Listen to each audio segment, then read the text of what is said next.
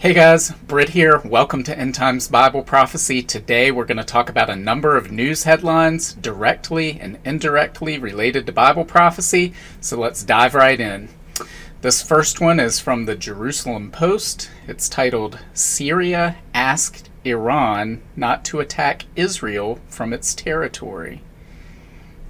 It says Syrian officials have asked Iran and its proxies not to conduct attacks against Israel from its territory, leading the Iran-led Axis to retaliate against Israeli strikes by hitting American bases instead, the New York Times reported on Friday, citing a source in Damascus. The source in Damascus stated that the Syrians did not want an attack against Israel to be launched from their territory, as that would risk an all-out war in the already destabilized country. Because of the request, the Iran-led Axis of Resistance targeted U.S. bases in Syria in hopes that this would push America to pressure Israel to halt its strikes. So guys, there's a number of things that stand out in this story. One is, perhaps this is a form of disinformation, a disinformation campaign by Syria, but if not, then what it shows is they are concerned of an imminent attack by Iran against Israel, a retaliation for these airstrikes, and they don't want that to happen. The other thing that stands out is they fear an all-out war would take place if that were to happen. Now, why is this of significance? Well, we know from Isaiah 17 that there is a conflict in the future between Israel and Syria, in which Damascus is left as a heap of ruins, never to be inhabited again. Now, keep in mind that the longest continuously inhabited city in the world is the city of Damascus. So this is a future prophecy of a war yet to come. And here we've got allusions to this all-out war. So that's one thing that we need to focus on. Another thing that stood out to me in this article was that Syria and Iran, well, Iran in particular, wasn't concerned about attacking U.S. forces, but certainly Syria was concerned of attacking Israeli forces. And so what does this show? This shows a weakness of American forces in that area. In the last year, the United States has basically abandoned Afghanistan, and they're in the process of abandoning Iraq as we speak. So perhaps they can see this as a way to push United States forces out of the Middle East entirely by making it painful, uncomfortable to be there.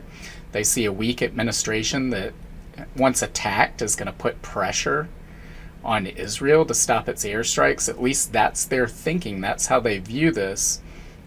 And that ultimately leads to an increased aggressive posture, not a time of peace when they see weakness. So we'll keep our eyes on this. It goes hand in hand with this other story. This is from Prophecy News Watch. It says, Hezbollah's September deadline could lead to war with Israel. Although most Israelis fear September 1st may bring with it a teacher's strike, there's another reason we should be concerned: a possible war on Israel's northern border in the wake of the most severe threat since 2006. The very fact that Hezbollah's Secretary General Hassan Nasrallah has emerged from the bunker where he's been hiding most of the past 16 years suggests that the effect of the crushing blow he was dealt in 2006 has somewhat faded. Nasrallah's swagger means he is convinced that the next flare-up with Israel will be very difficult, or very different from the one that saw him run into hiding in 2006. Nasrallah is not the adventurous or gambling type. His many years at the helm have taught him how to spout lofty rhetoric while adopting a cautious posture. He's not going to suddenly launch a surprise missile barrage on Tel Aviv. On the other hand, he is apparently willing to play with fire, convinced he can control the blaze. The threats he has been sounding are very clear. If Israel goes ahead with its plan to extract gas from the Kurish field in the Mediterranean Sea without resolving its border dispute with Lebanon, the Shiite terrorist group will act to stop it, even if this means a full-scale conflagration. So, what is this article telling us? Well, I see from this article, this could be what Syria is alluding to in the first article. Their concern is that Iran, through its proxy Hezbollah, would launch this attack, because believe me, Hezbollah and Iran are one and the same. Hezbollah is funded, it's gets all of its support from Iran, so they're not going to do anything without the go-ahead from Iran. So here we have threats against this natural gas field off the coast of Israel. There's disputes between Lebanon, which essentially means Iran, and Israel over who controls that gas output. And here they're threatening to attack it. Now, what is the prophetic significance of this? Well, we speculated last week when we talked about Iran and Russia have formed an agreement. Their aim is to try to become the OPEC of natural gas. They want to dominate and control the world market for natural gas. What is a possible threat to that? Well, these Israeli natural gas fields off their coast in the Mediterranean Sea, each year, each month, they seem to find more and more gas reserves in those fields. The larger they become, the bigger a threat that becomes to this pact, this coalition that Russia and Iran are trying to build to try to control the world natural gas price. And we know from Ezekiel 38 and 39, the Gog of Magog alliance goes into the invasion. They invade Israel intending to take plunder. That is what Gog is attempting to do, is he's trying to take plunder. Well, could that plunder be these natural gas fields? Remains to be seen, but I think this is an area to keep our eyes on because of these threats that we see coming out of here. And of course, that goes hand in hand with this story from the Wall Street Journal. It says Iran and Russia are cementing an alliance with grain, drones, and satellites. The two U.S. rivals are accelerating efforts to build trade and military ties as they face international isolation. And then we see this picture right here that they have of the leaders of Russia, Iran, and Turkey, three of the key players in the Gog of Magog alliance from Ezekiel 38 and 39. We go on, it says, Iran and Russia are forging tighter ties than ever as their international isolation drives the two staunch American foes toward more trade and military cooperation, alarming Washington. In July, Iran became the world's largest buyer of Russian wheat. This month, Russia launched an Iranian satellite into space, and a rare success for Tehran's space program. And as we go on, the rest of this is behind a paywall, so we can't really read it on here. But the rest of the article goes on to talk about this increased cooperation because both nations are being sanctioned by the United States. They've been cut off from the international system of trade that the United States has set up. And so they are cooperating now more than they ever have before. And there's a key point when we go down into that article where it says that Iran is being given preference for Russian agricultural products. Now, why is that important? That's something we've talked about in the past. We live now in a world where we have energy inflation and energy shortages, and we have food inflation and food shortages that's a problem all over the globe. Doesn't matter what country you're talking about. Some areas it's worse than others. But when you have countries that are reliant, they don't have the domestic production of food and energy that they need, and they need to import some of that. Well, they are particularly vulnerable to influence from Russia, which has an abundance of agricultural products and energy products. And so it helps Russia to bring these nations into their influence and into their orbit. And that's what we're seeing here. We're seeing this strengthening of the Gog of Magog alliance.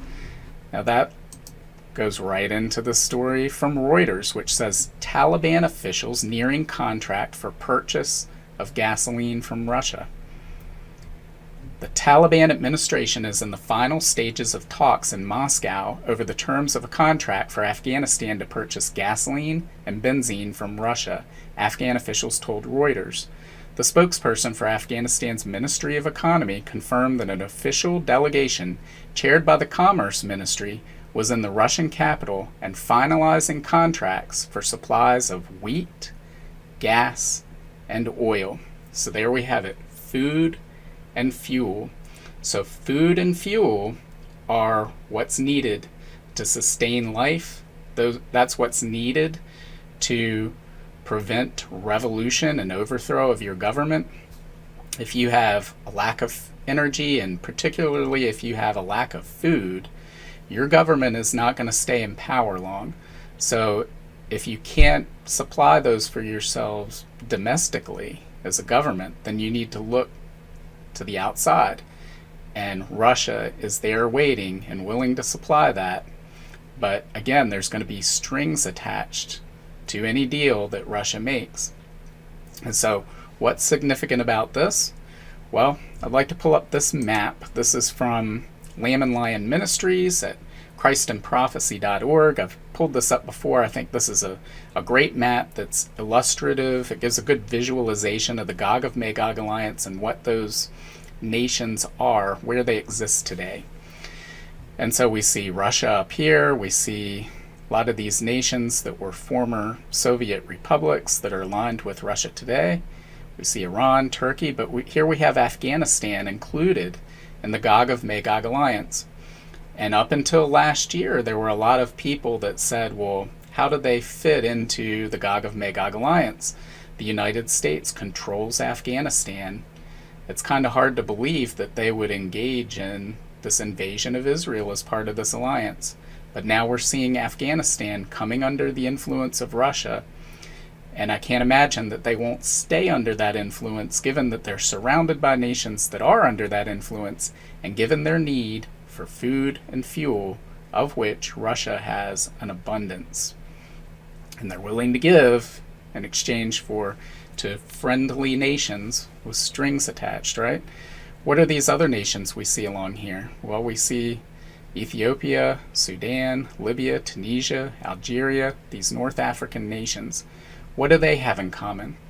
Well, if you look on any list of countries in need of food, the top importers of food, the areas where famine is a great threat, you'll find these nations on that list. And so if Russia is to supply food and fuel to them as well, especially as we enter the latter part of this year and early 2023, we're going to be in the midst of a global food crisis. And these nations, the governments in these nations are going to be dependent on Russia to supply them with the food to feed their people. So they are going to be in an alliance to do whatever Russia wants, to do Russia's bidding because of that food supply. So along those lines, we have this article right here. This is from allafrica.com. It says Sudan offers more oil blocks to Russian company. And it goes on to state Sudan has offered more oil blocks to Russia's Zarubezhneft oil company. Not sure if I'm pronouncing that right or not. It says at the end of a 3-day visit of a high-level government delegation to Moscow, the two countries also agreed to enhance cooperation and expand trade in several other sectors. And we also see this article here from BBC News. Ukraine grain ship with aid for Ethiopia docks in Djibouti. So Ethiopia is part of that Gog of Magog alliance. It says the first shipment of grain from Ukraine to Africa since the war began has docked in Djibouti. The MV Brave Commander is carrying 23,000 tons of Ukrainian wheat that is bound for neighboring Ethiopia, which is in desperate need of food. And of course, none of this food is going to be leaving Ukraine without the okay from Russia, because Russia controls the ports, they control the southern portion of Ukraine. So this is going to again come with strings attached, and we can begin to see how this alliance comes together. We see countries in need of food and fuel that are coming together. We see Iran and Turkey, which also have a military presence in Syria on Israel's northern border. And Ezekiel 38:39 says that this Gog of Magog alliance is going to attack from the direct north of Israel. So we see all that happening. On to the next story. This is from oilprice.com. It says U.S. Strategic Petroleum Reserve falls to 35-year low. The United States Strategic Petroleum Reserve now has only 453.1 million barrels in its inventory, following another significant drop in the past week that puts the emergency reserve at a low not seen in 3.5 decades. In the week ending August 19th, the SPR saw another draw of 8.1 million barrels. In March, the Biden administration authorized the release of 1 million barrels per day from the SPR over a period of 6 months in a bid to lower oil prices and to potentially boost domestic production through contracts with company to purchase future oil at fixed prices. So again, we see this Strategic Petroleum Reserve of the United States as being, there's a million barrels, up to 1 million barrels per day being released to lower gasoline prices. And we have seen gasoline prices in the United States go down over the past couple of months, but that is going to be short-lived, as we see here, because they can't release this 1 million barrels per day forever. And we're now facing critical lows in the Strategic Petroleum Reserve, which is intended to be used in the case of a conflict. Like, let's say there's a war in Taiwan or Ukraine or anywhere else, and for whatever reason the United States needs that Strategic Petroleum Reserve. That's what it's intended for. It's not intended to artificially lower prices. So as we go into the end of this year, we're going to see those prices go up, and with it, inflation across the board and everything that falls into. Finally, we had this story out of Zero Hedge. I think this is probably one of the most important stories of this day, this year. It says, wave of European ammonia plant closures to exacerbate food crisis. So we've talked about this food crisis. We are going into a period of famine at the end of this year and into 2023. What's happening now in Europe is going to make that longer in duration and worse. And here's why. It says a wave of European ammonia plant shutdowns due to soaring natural gas prices has resulted in a devastating fertilizer crunch, worsening by the week, with as much as 70% of production offline. Ammonia prices, though volatile, rose 15% in the third quarter and could climb higher as Europe's record gas prices curtail output and send ammonia producers in the global market in search of replacement supplies to run upgrade facilities, with winter still around the corner. It says, as of Friday, 70% of capacity is offline across the continent, according to Fertilizers Europe, representing top regional producers. The current crisis begs for a swift and decisive action from the European Union and national policymakers for both the energy and fertilizer market.